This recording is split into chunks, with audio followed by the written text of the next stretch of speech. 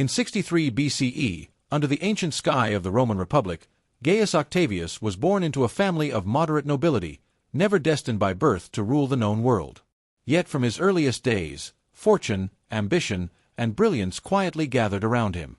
His mother, Asia, was the niece of Julius Caesar, and that connection would alter the course of history. Octavius was not a warrior by nature. He was slight, sickly, and often ill, but he possessed a sharp mind, cold resolve, and a careful patience that few noticed until it was too late. At just 12, he gave a funeral oration for his grandmother that stunned Rome with its maturity, and as a teenager, he impressed Caesar so deeply that the dictator named him as his adopted son and sole heir. When Caesar was assassinated in 44 BCE, Octavian, only 18, was studying in Illyria. While Rome bled in the chaos of civil war, Octavian returned, not with legions, but with clarity of purpose. Antony, Caesar's former general, dismissed the boy as harmless. The Senate viewed him as a pawn. But Octavian quickly proved otherwise. Inheriting Caesar's name and legacy, he won over Caesar's legions, amassed support among the Roman people, and used shrewd propaganda to cast himself as the avenger of his father's murder. He allied with Mark Antony and Lepidus to form the Second Triumvirate, a three-man dictatorship that ruled Rome through violence and terror, hunting down their enemies, executing senators, including the famed orator Cicero, and redistributing lands to secure loyalty. But from the start, the alliance was unstable. While Octavian stayed in Italy, consolidating control with quiet ruthlessness, Antony drifted eastward, intoxicated by the exotic riches of Egypt and the magnetic pull of Cleopatra, Queen of the Nile. Their love affair became Octavian's opportunity. Portraying Antony as a traitor seduced by foreign luxury, Octavian manipulated Roman fears of Eastern decadence and framed his rival as a threat to Roman values.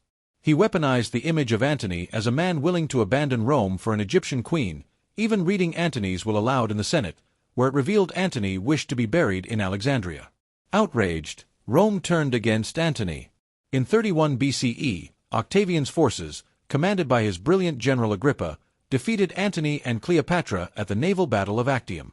The couple fled and eventually took their own lives. Egypt, with all its wealth, became a Roman province. Octavian returned to Rome not just as a victor, but as its undisputed master. Yet he understood power in Rome could not be seized openly, it had to be disguised as duty. In 27 BCE, he offered to surrender his extraordinary powers to the Senate, a gesture of humility designed to provoke the exact opposite response.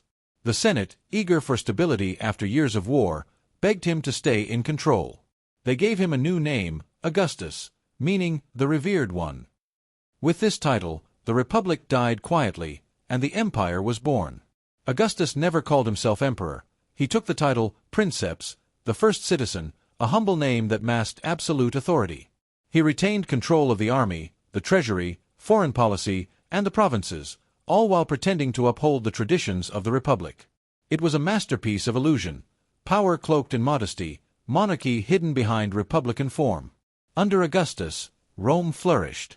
He ushered in the Pax Romana, a 2-century era of relative peace and prosperity across the empire. He reformed the tax system, rebuilt the infrastructure, and professionalized the army, creating a standing military force loyal directly to him. He established the Praetorian Guard, an elite bodyguard unit that would protect the emperor, and one day kill them. Augustus promoted traditional Roman virtues, duty, piety, discipline, and reformed laws to encourage marriage and moral behavior. His own daughter, Julia, was exiled for her scandalous affairs, proving that not even blood would be spared for the sake of the public image. He launched grand building projects, restoring temples, erecting monuments, and transforming Rome into a city of marble. He supported literature and the arts, commissioning poets like Virgil, whose epic The Aeneid linked Rome's destiny to the gods and framed Augustus as the fulfillment of a divine prophecy. Through culture and construction, he reshaped not just Rome's skyline but its very soul. He was not loved as Julius Caesar was, but he was respected, feared, and admired.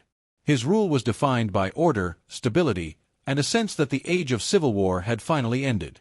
Behind his serene image, however, Augustus was a master manipulator.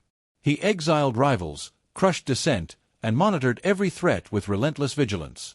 He did not boast of victories in blood but in law, loyalty, and quiet control. He was never the warrior hero that Caesar had been, but he proved that the pen, the law, and the whisper were more powerful than the sword.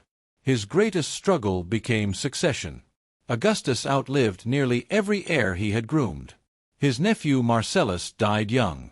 His loyal general Agrippa, who had married his daughter Julia and fathered 3 of Augustus's grandchildren, died unexpectedly. One by one, his chosen successors perished or proved unworthy.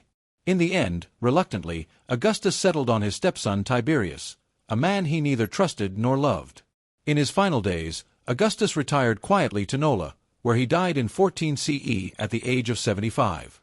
His last words, spoken to those near him, were, "Have I played my part well in the comedy of life? Then applaud as I exit." The Senate deified him, naming him a god, and temples were erected in his honor. Though Augustus had risen from a sickly, politically obscure youth to the architect of empire, his real genius lay not in conquest, but in construction, of systems, ideas, narratives, and legacies. He left behind a Rome more powerful, more organized, and more vast than any before him. His imperial framework would last for nearly 500 years in the West and over 1,000 years in the East. His fingerprints are found not only in marble statues or ancient scrolls, but in the very concept of empire, governance, and the manipulation of power through appearance. Augustus was not merely the first emperor.